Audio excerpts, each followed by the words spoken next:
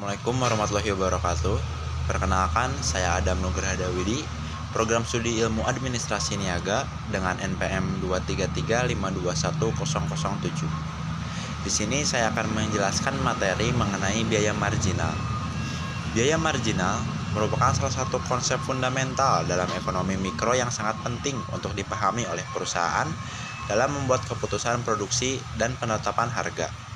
Konsep ini pertama kali diperkenalkan oleh Alfred Marshall dalam karyanya yang menjadi dasar teori ekonomi mikro modern. Definisi biaya marginal. Biaya marginal didefinisikan sebagai perubahan dalam total biaya yang terjadi akibat perubahan dalam jumlah unit yang diproduksi secara matematis. Biaya marginal atau MC dapat dihitung sebagai turunan pertama dari fungsi biaya total atau TC terhadap jumlah produksi atau Q. Biaya marginal dikurangi perubahan dalam total biaya dibagi perubahan dalam jumlah produksi. Fungsi biaya marginal.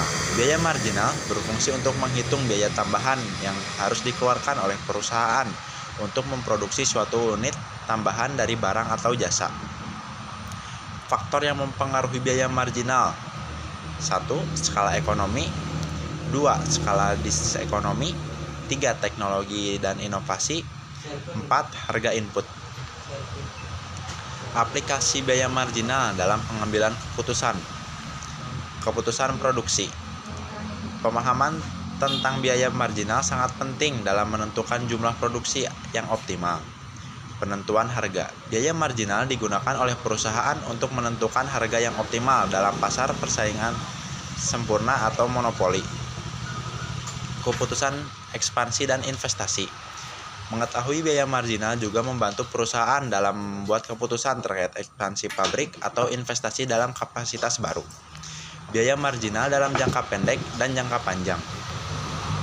Jangka pendek. Dalam jangka pendek, perusahaan hanya dapat mengubah faktor-faktor variabel seperti tenaga kerja dan bahan baku untuk meningkatkan produksi.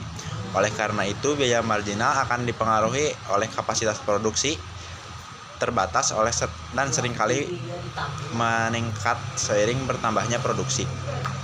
Jangka panjang. Dalam jangka panjang, semua faktor produksi dapat disesuaikan termasuk kapasitas pabrik dan teknologi yang digunakan. Dengan demikian, biaya marginal dapat menurun atau tetap konstan jika perusahaan dapat meningkatkan efisiensi atau memanfaatkan skala ekonomi. Kaitan dengan keputusan ekonomi makro. Selain digunakan dalam keputusan mikroekonomi perusahaan, biaya marginal juga memiliki relevansi dalam konteks ekonomi mikro. Biaya marginal seringkali digunakan oleh pemerintah atau badan ekonomi untuk menganalisis efisiensi produksi dan aliran barang dan jasa dalam perekonomian suatu negara. Tantangan dalam menghitung biaya marginal.